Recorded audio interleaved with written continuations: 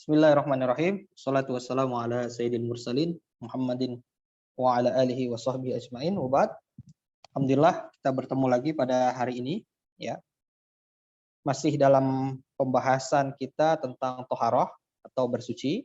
Kemarin kita sudah bahas sampai dengan bagaimana mensucikan hadas besar, yaitu dengan cara melakukan mandi janabah dan berbagai permasalahannya yang sudah kita diskusikan. Nah, sekarang kita masuk ke satu ritual toharoh yang sifatnya alternatif, ya, yang sifatnya alternatif, yaitu tayamum.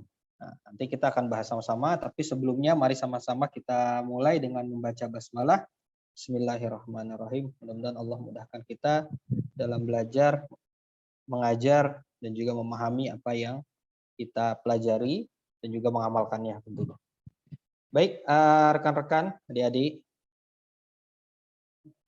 mahasiswa dan mahasiswi yang kami banggakan, ya. Saya sudah share screen. Ya. Bismillahirrahmanirrahim. Nah, jadi kita mulai dengan disclaimer ini, sebagaimana kita sudah pelajari kemarin ya, CC by NCND. Ya, insya Allah sudah masih pada melekat di kepala masing-masing. Jadi pembahasan kita sekarang tentang tayamum, ya. Ya.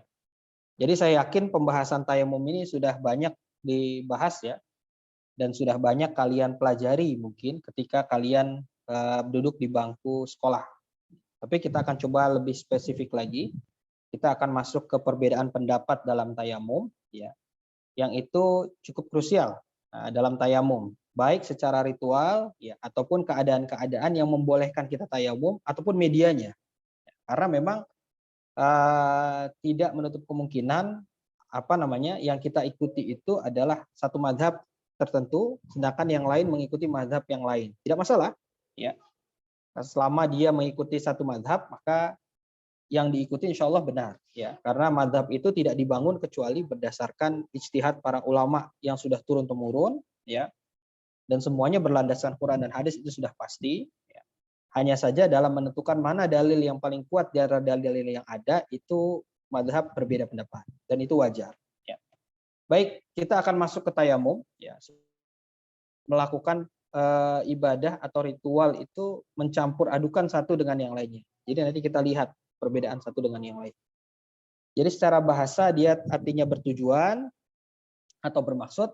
Adapun definisinya, ya ini langsung kepada praktiknya, yaitu mengusapkan tanah atau debu. Nah, karena memang ada berbeda pendapat di sini. Ada yang memang mengharuskan tanah dan sejenisnya di atas permukaan bumi. Ada yang cukup dengan debu.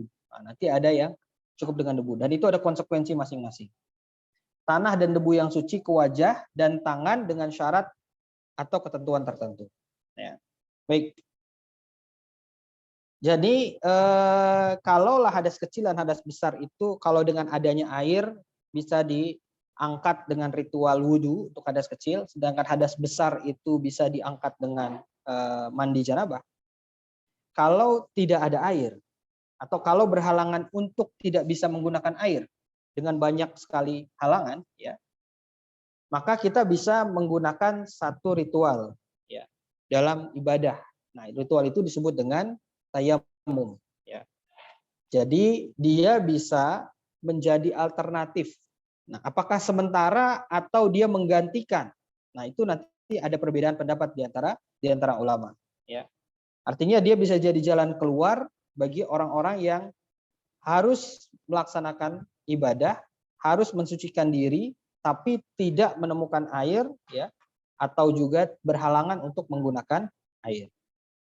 Dalilnya pada surat An-Nisa Allah berfirman, ya, wa in kuntum mardha ala safarin aw jaa ahadun minkum minal ghaid aw lamastumun nisa falam tajidu ma'an fatayammamu sa'idan thayyiban. Nah, di sini ada kata-kata fatayammamu. Jadi kata-katanya sharih sekali. Kata-katanya jelas sekali. Kata tayamum itu kata-kata yang jelas. Artinya pensyariatannya tidak bisa diganggu-gugat. Karena dia tidak dimaknai lain. Pertama, dia bersumber dari sumber yang kuat, ya.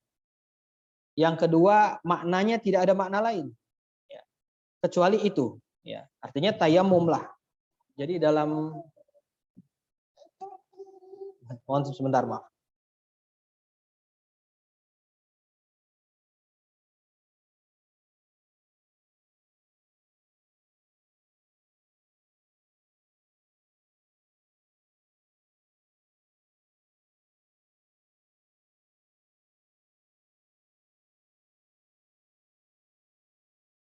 Ya, mohon maaf. Jadi di sini Allah berfirman langsung kata-kata tayammum, fatayammamu. Maka bertayamumlah kamu dengan tanah yang baik, ya. Sha'idan atau suci. Famsahu biwujuhikum wa aydikum. Usaplah mukamu dan tangan. Ah, nanti kita akan melihat bagaimana perbedaan pendapat ulama ketika menerjemahkan kata-kata sha'id tadi. Apakah iya dia hanya tanah ataukah boleh hanya debu? Nah, memang dalam memaknai tayamumnya jelas, tidak ada perbedaan pendapat. Ya. Mengusap muka dan mengusap tangannya jelas. Ya. Hanya saja nanti perbedaan pemahaman para ulama, apakah menggunakan tanah atau cukup dengan debu, apakah mengusapnya itu satu kali, ya, satu tepukan untuk muka, satu tepukan untuk tangan, atau satu tepukan untuk muka dan tangan, ya. Kemudian apakah mengusapnya itu sampai siku atau sampai pergelangan tangan, nanti kita akan melihat. Ya. Lalu ini juga ada hadis ya sebagai dalil, sebagaimana diriwayatkan oleh Imam Bukhari dan Imam Muslim. Ya. Yang intinya adalah keistimewaan Nabi Muhammad SAW dibanding ya dengan umat-umat sebelumnya, bahwasannya seluruh permukaan bumi itu bisa dijadikan alat untuk bersuci, selain bisa dijadikan tempat untuk melaksanakan salat. Ya, ini macet lagi sebentar.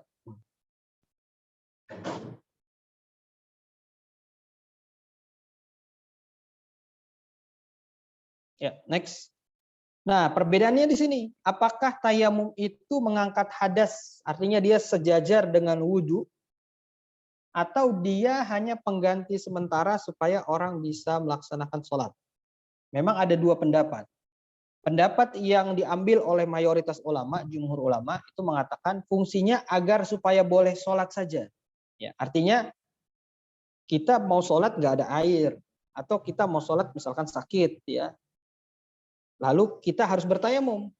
Ketika bertayamum itu, apakah dia mengangkat hadas seperti halnya berwudu atau seperti halnya mandi besar, atau dia cuma pengganti sementara saja, ya, supaya sekedar bisa melaksanakan sholat. Nah, kalau jumhur ulama mengatakan itu sekedar pengganti sementara saja.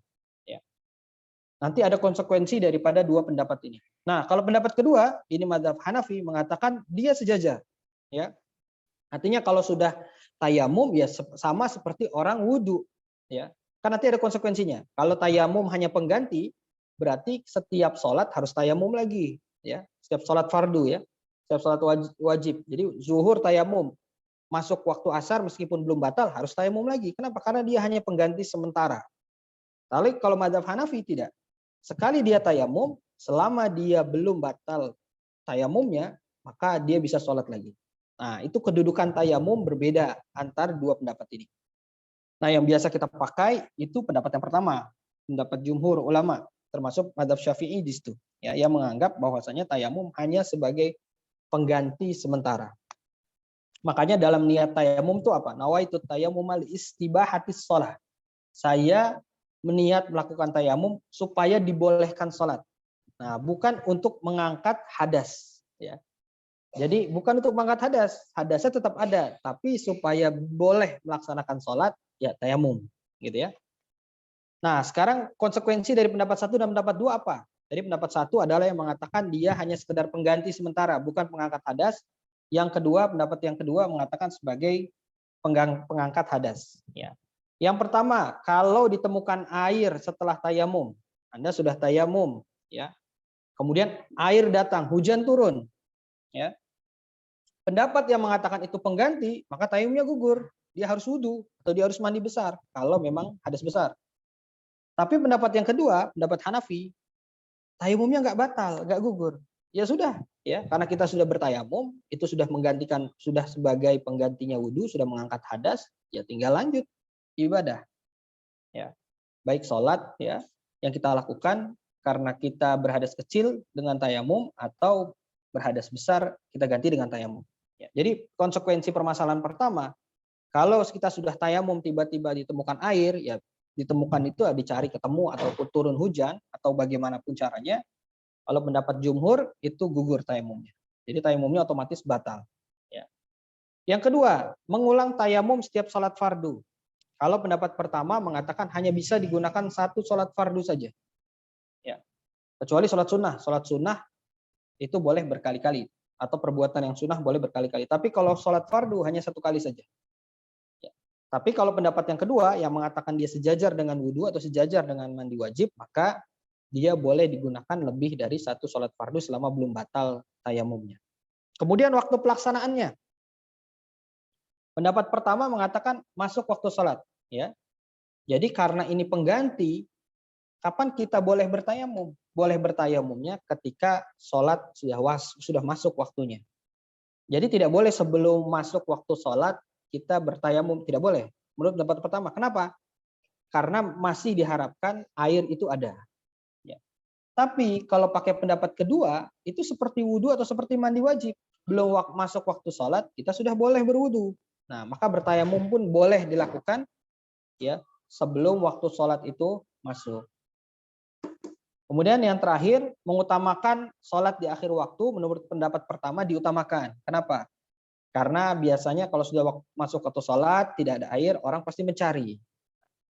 Jadi untuk pendapat yang pertama, lebih diutamakan diakhirkan kalau tidak ada air. Ya. Kenapa? Mudah-mudahan sambil mencari, tiba-tiba dapat. Tapi pendapat kedua tidak diutamakan, karena posisinya sama dengan wudhu, mengangkat hadas. Nah, jadi ini yang perlu dipahami. Ya, pendapat satu dan pendapat kedua.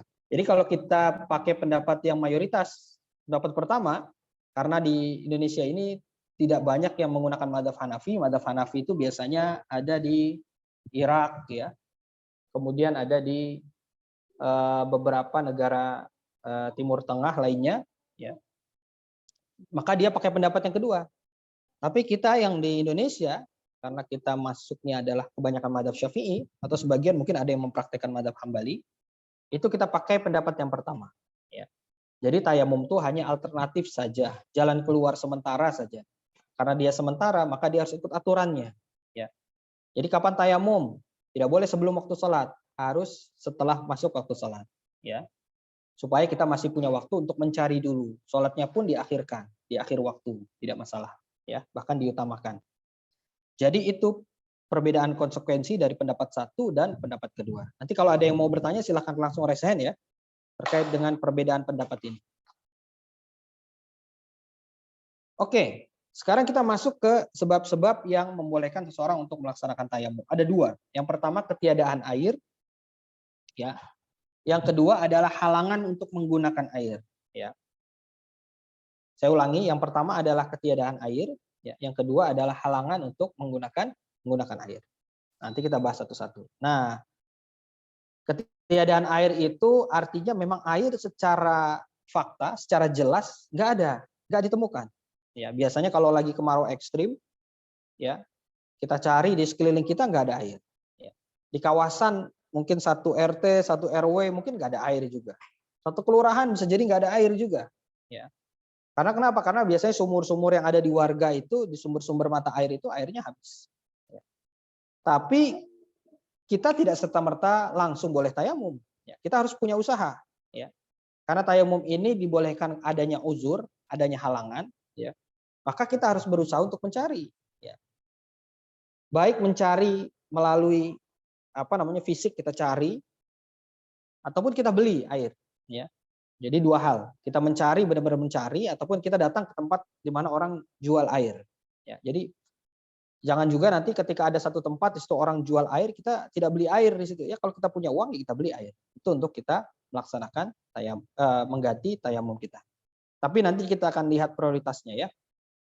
Oke, nah ini yang penting juga, radius pembagian jarak untuk mencari air. Jadi kurang lebih ada 3 istilah. Saya permudah dengan bahasa ring 1, ring 2, dan ring 3. Ini adalah jarak di mana kita ada yang wajib mencari, ada yang tidak wajib mencari, ada yang harus mencari tapi dengan keadaan tertentu yang harus dipahami. Jadi ring 1 itu namanya hadul ghaus. Ya. Nanti kita bahas hadul ghaus itu apa. Kurang lebih 180 meter di sekeliling tempat kita tinggal. Ring 2 itu hadul qurb atau batas dekat, itu sekitar 22,7 km di sekitar rumah kita, tempat kita tinggal. Dan ring ketiga namanya hadul bu'ad atau jarak jauh, ya. itu di atas 2,7 km. Nah, penjelasannya seperti apa? Kalau kita tidak mendapati air, ya, maka di ring 1 kita wajib cari, yaitu 180 meter di sekitaran rumah kita. Ya. 180 meter. Hadul Ghaus itu apa sih? Hadul Ghaus itu adalah batas di mana biasanya kalau orang berteriak, teriakannya masih kedengaran. Jadi ulama dulu itu kan mereka cara cara mengukurnya itu dengan cara tadi, ya, yang mudah saja dipahami. Maka yang mudah dipahami adalah batasan orang berteriak. Selama dia berteriak masih terdengar, itu dia wajib untuk mencari. Nah, itu kalau diukur-ukur sekitar 400 hasta atau 180 meter di sekitaran rumah kita. Jadi mau dia yakin ada atau tidak ada air, ya, dia wajib. Ini wajib hukumnya. 180 meter dia cari. Kemudian yang kedua, hadul qurb, batas dekat. Ya. Batas dekat itu dia diperkirakan dalam radius 2,7 km. Ya, sampai 2,7 km maksimal, ya. Nah, kalau tidak ada air, ya 180 meter nggak ada. Maka dia harus mencari lebih dari itu. Maksimalnya 2,7 km. Tapi dengan syarat, pertama, dia harus menduga kuat atau yakin adanya air. Karena 2,7 km itu kan tidak dekat, ya. Itu waktu yang lumayan jauh, apalagi kalau dalam sholat maghrib yang jaraknya pendek. Ya, kalau sholat yang lain mungkin masih memungkinkan. Ya, tapi kalau sholat yang jaraknya pendek dengan sholat yang lainnya, ini harus diperhatikan. Pertama, menduga kuat atau yakin ada air di situ. Kalau dulu sulit, bagaimana bisa menduga kuat ada air kalau tidak dari musafir yang lewat? Ya kalau sekarang mudah, orang posting, tanya WA teman yang radiusnya lebih jauh dari kita, ada nggak air di situ, ya. Kalau kita sudah yakin, berangkat. Yang kedua, area yang dituju dalam keadaan aman. Ya, area yang dituju dalam keadaan aman. Ya, kalau tidak aman untuk mendapatkan air di area itu, oh ada areanya di tepi lembah misalkan. Oh, tapi untuk nyampe ke tepi lembah sulitnya bukan main. Tidak ada alat untuk mengambil air ke tepi lembah. Ya. Atau mungkin sumurnya ada, tapi nggak ada alat untuk ngambil air dalam sumur. Berarti tidak aman juga. Ya. Yang ketiga yang harus diperhatikan adalah kita jangan sampai pergi mencari air sampai habis waktu sholat, tidak sampai kita sholat. Nah, jadi kalau misalkan kalau kita sudah perkirakan kalau ke sana itu nanti waktu sholatnya habis, belum nyampe sana udah habis waktu sholat, ya mendingan tayamum saja. Sudah menjadi tidak wajib. Nah, di atas 2,7 km, ya, itu udah tidak wajib mencari. Itu sudah ring 3. Ya. Di atas 2,7 km. Nah, itu ijtihad daripada ulama dahulu. Ya kalau sekarang bagaimana? Kalau sekarang kalau kita istilahkan dengan keadaan sekarang, ya kita bisa saja mencari 2,7 km atau lebih karena sekarang ada motor, ada mobil, mudah gitu. Cuma tadi hal-hal yang harus diperhatikan, pertama perhatikan agar tidak melebihi waktu. Yang kedua perhatikan tempat itu aman, ya. Dan yakin kita kalau di situ ada air. Silakan, Rizal. Assalamualaikum, Pak. Waalaikumsalam. Saya Ya. izin bertanya. Misalnya kasus gini, kita punya air 1 galon ya, terus karena itu pada musim kemarau, jadi cari air susah. Jadi kalau kita mau sholat, kita ambil air galonnya setengah buat wudhu, setengah buat minum. Atau air segalon tadi kita buat minum, terus kita sholatnya pakai tayamum. Gimana, Pak? Nah, iya, nanti kita akan bahas, ya, halangan-halangan yang kita tidak wajib untuk bertayamum. Di antaranya itu, Kak, itu masuknya bukan nanti masuknya ke halangan, ya. Jadi kalau misalkan kita punya air, tapi air itu memang kita pergunakan untuk hidup, untuk masak, untuk minum, ya. Kalau air ini kita pakai mandi besar atau kita pakai berwudu, ini kita akan terancam nih. Ya. Maka lebih baik kita wudu. Air itu tidak boleh, jangan diganggu-gugat, ya. Kalau kita punya air, utamakan untuk menyambung hidup, ya. Artinya untuk keperluan yang esensial, untuk minum seluruh anggota keluarga, untuk makan, ya. Kalau untuk masakan biasanya harus pakai air, ya. Anggota keluarga, ya. Adapun wudhu nanti bisa menggunakan tayamum, ya.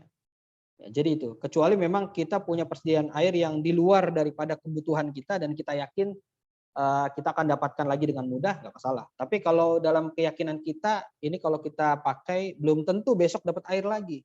Ya jangan dipakai.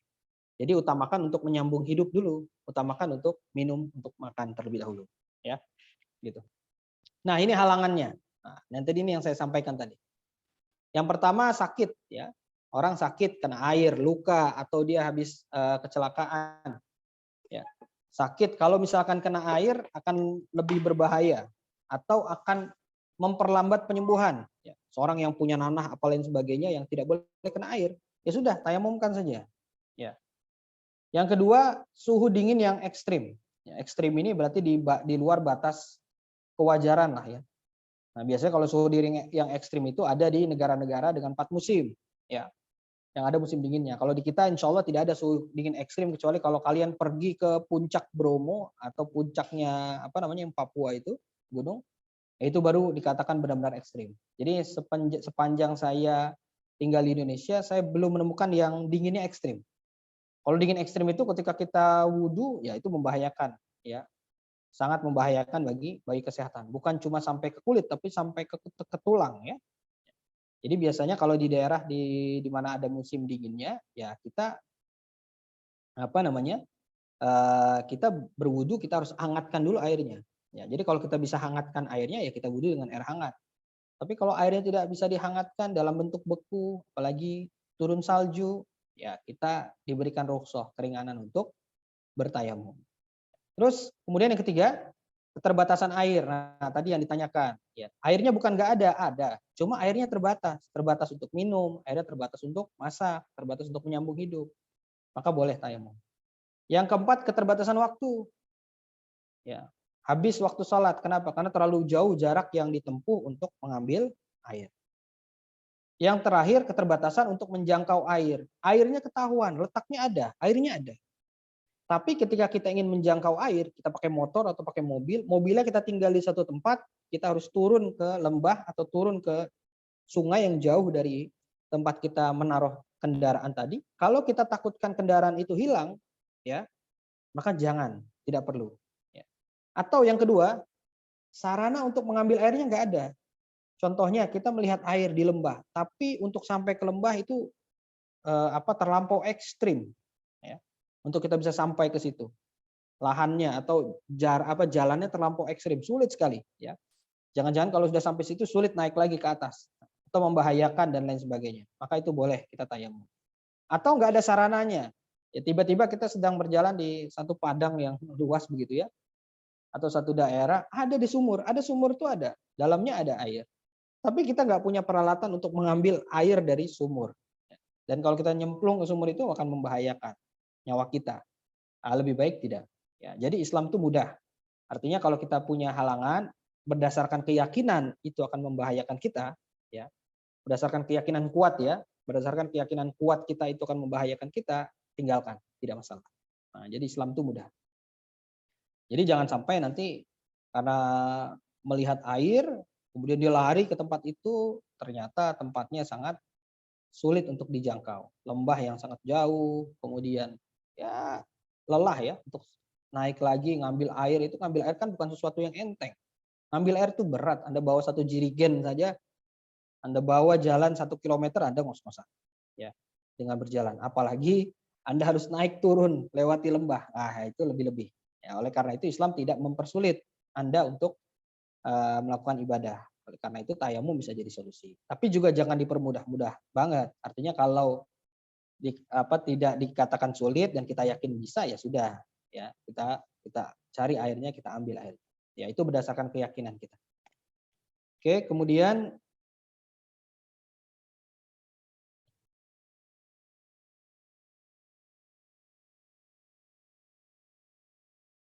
ya. Nah, ini dalil tentang halangan bersuci dengan air. Yang pertama, Rasul bersabda, "Inna sa'ida tahurun liman lam yajidil ma' asyra sinin." Ya. Rasulullah bersabda, tanah itu mensucikan bagi orang yang tidak mendapatkan air meski selama 10 tahun. Ya, meskipun prakteknya agak sulit, orang tidak dapat air 10 tahun. Tapi kalaupun terjadi, ya orang tidak dapat air selama 10 tahun, artinya tidak dapat air yang banyak, airnya sedikit saja, hanya untuk minum dan menyambung hidup, ya sudah, maka dia boleh bertayamum. Nah, mungkin ini terjadi di beberapa negara yang terbelakang ya, mungkin di Afrika atau di mana yang debit airnya sangat sedikit, ya, sehingga dia atau masyarakat di situ sulit bahkan untuk minum saja mereka harus mengirit-irit air.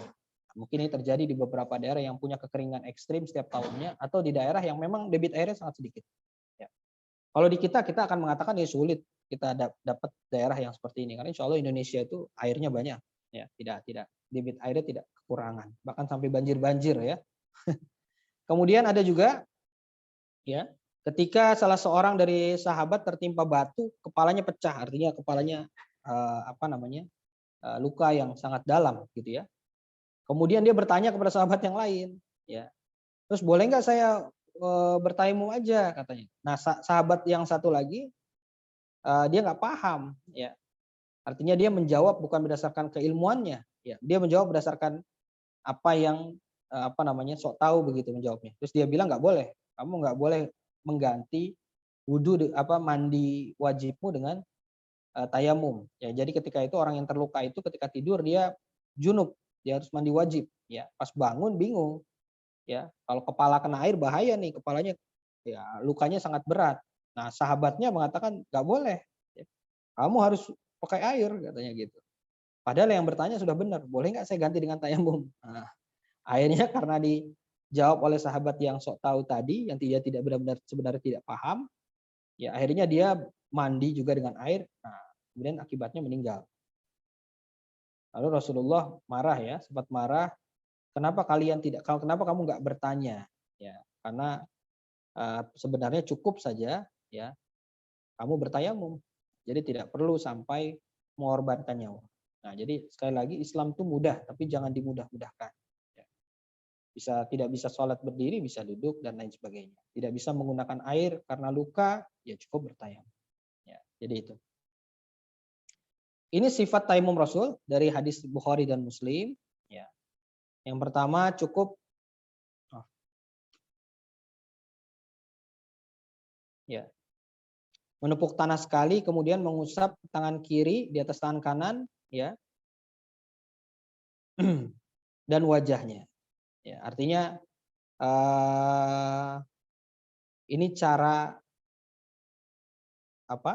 cara tayamumnya Rasul, ya, Shallallahu Alaihi Wasallam.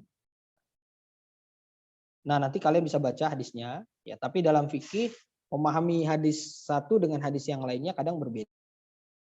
Di kalangan para ulama 4 mazhab itu tayamum. Ya. Nah, 2 cara itu dibagi apakah 1 kali atau 2 kali menepuk tanah atau debu. Yang kedua perbedaan pendapatnya itu adalah apakah mengusap tangannya itu hanya sampai pergelangan tangan atau harus sampai siku. Nah, itu perbedaan pendapat. Ya, kita tidak usah pusing, kita pakai saja salah satunya. Kalau kita memakai pendapat Syafi'iyah yang kuat, ya, maka yang biasa digunakan adalah 2 kali tepukan. Ya. Tepukan pertama kita tepuk dulu, ya, kita tepuk dulu begitu. Tepukan pertama untuk wajah kita, pastinya setelah kita niat ya, kita niat ketika untuk wajah. Kemudian kita tepuk lagi kedua di tempat yang berbeda, kita usap debu itu ke tangan sampai siku, gitu ya. Kita usap sampai siku. Nah, itu pendapat yang pertama. Ingat, ini tidak boleh dicampur adukan. Kalau kita pakai yang pertama, maka kita pakai yang ini. Nah, hadisnya adalah dari riwayat Ahmad dan Abu Daud. Tayamum itu terdiri dari 2 tepukan. Tepukan pada wajah dan tepukan pada kedua tangan hingga siku, ya.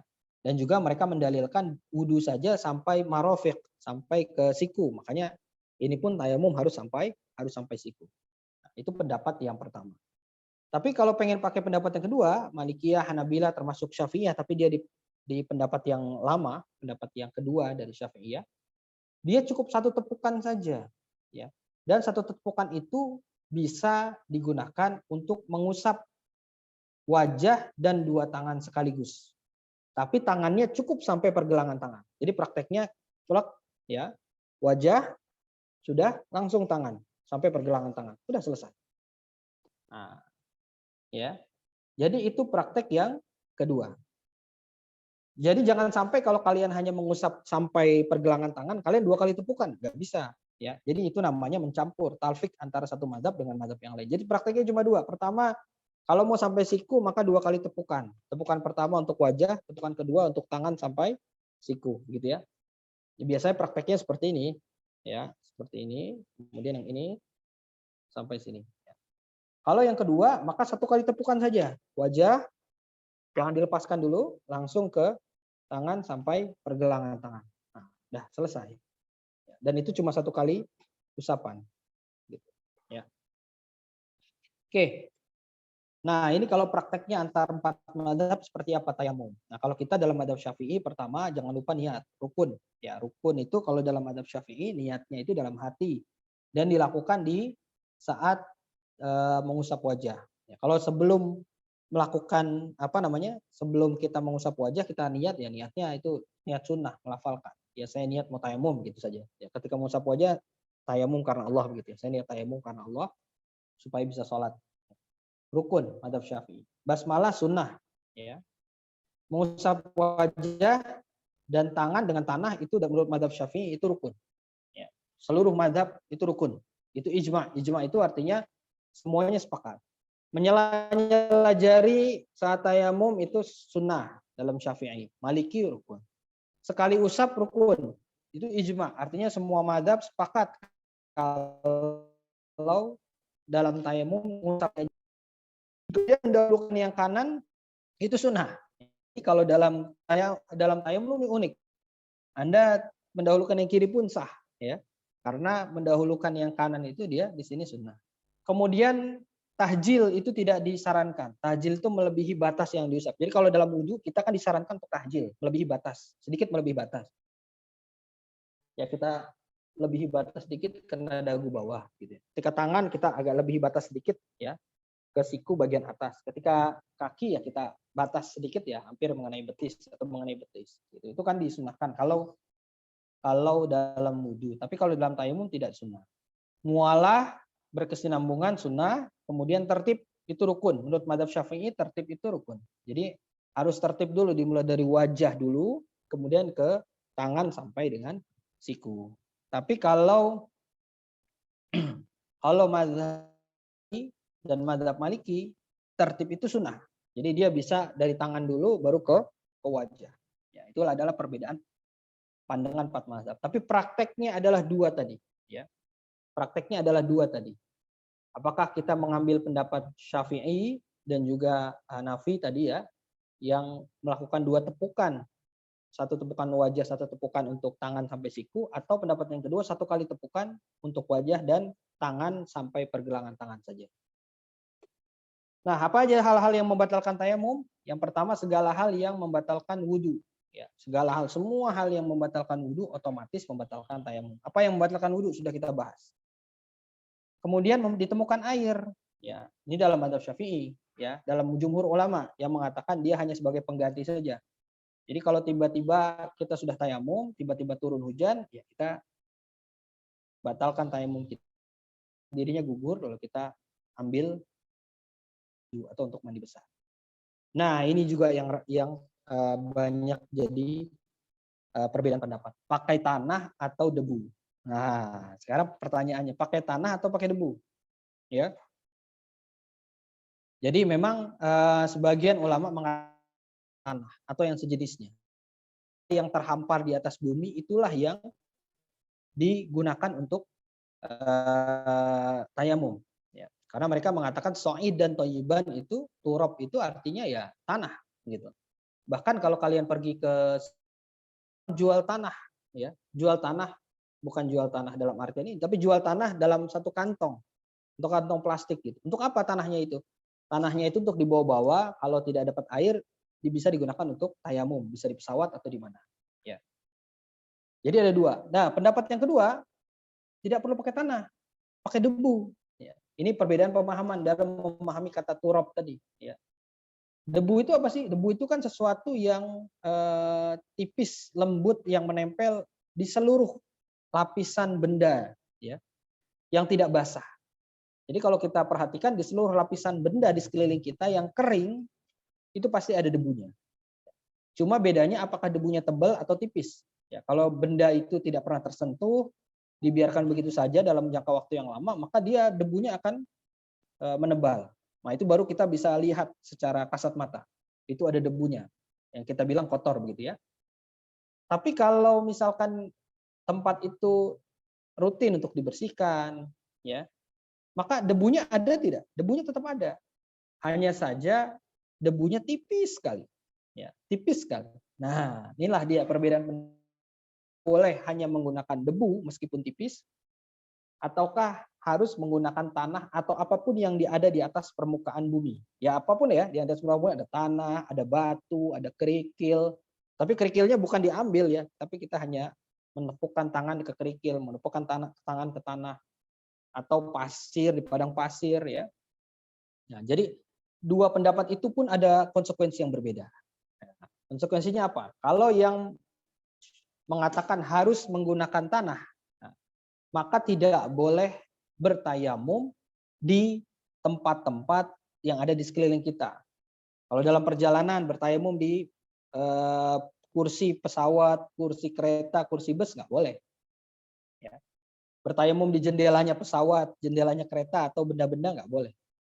Harus dengan tanah. Baik tanahnya itu kita terjun langsung, ada tanah kita tayamum kering ya, ataupun kita nyiapin tanah satu kresek kecil gitu. Untuk kalau kita mau tayamum, kita buka kreseknya ya kita tayamum di pakai tanah yang kita bawa itu.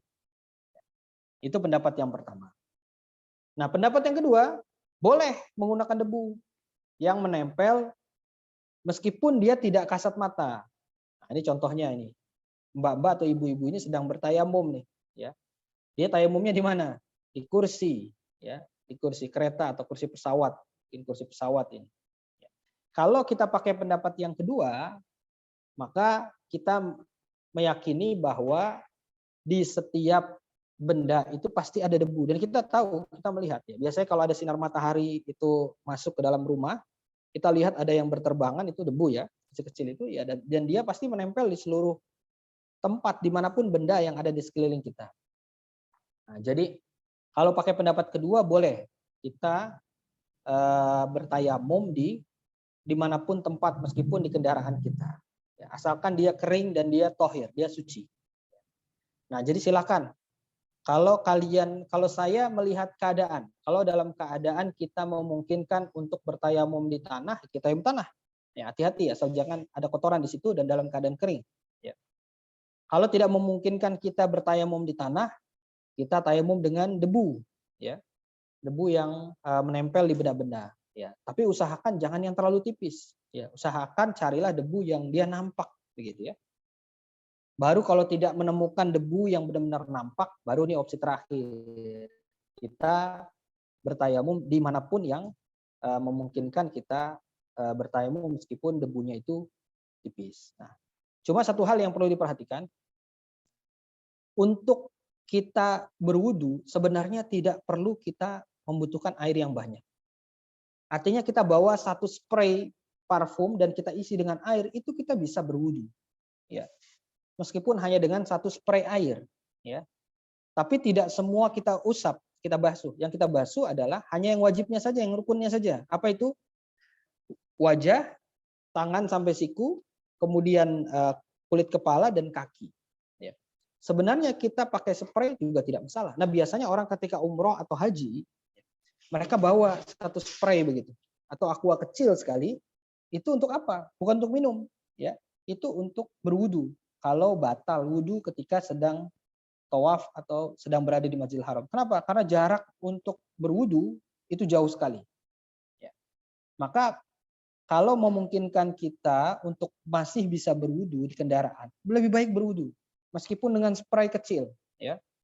Jadi caranya ya kita semprot-semprotkan aja ke muka, ya, sampai dia menggenang, lalu kita ratakan dengan tangan. Ya. Kan itu tidak akan membasahi sampai basah begitu. Ya. Kemudian di tangan juga begitu, kita semprot-semprot di tangan gitu ya, sampai merata, kemudian kita ratakan. Itu juga yang kiri, semprot, kita ratakan. Kalau di rambut mudah ya, atau di kulit kepala mudah. Di kaki pun begitu, kita semprot sampai seperti airnya menggenang di bagian kaki, baru kita ratakan. Nah, jadi kalau benar-benar tidak bisa menggunakan air, baru kita bertayamum. Tapi kalau masih memungkinkan, jangan dipermudah-mudah, ya. Artinya berwudu itu juga bisa dengan air yang sangat sedikit, ya. Tinggal bagaimana kita memanfaatkan air yang sangat sedikit itu untuk mengusap muka, 1 kali usapan, tangan sekali, kanan dan kiri, kanan sekali, kiri sekali, kemudian kepala sekali, kaki kanan sekali, kiri sekali. Nah, itu. Jadi kalau memang tidak memungkinkan baru kita bertayamum. Ya seperti Mbak di sini, sebenarnya kalau kita di pesawat itu ada air dan kita bisa wudhu di pesawat dengan air. Di kereta lebih bisa lagi, ya. Maka kalau memang masih bisa dengan air, jangan memudah-mudahkan diri untuk bertayamum, kecuali memang tidak memungkinkan. Baik, silakan. Ada pertanyaan?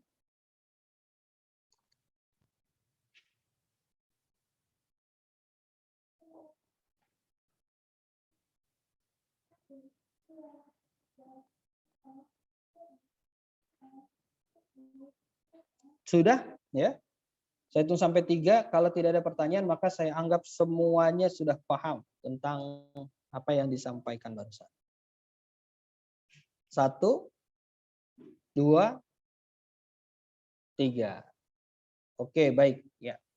Jika tidak ada, maka kita cukupkan sekian, ya, pembelajaran kita tentang tayamum pada hari ini. Ya.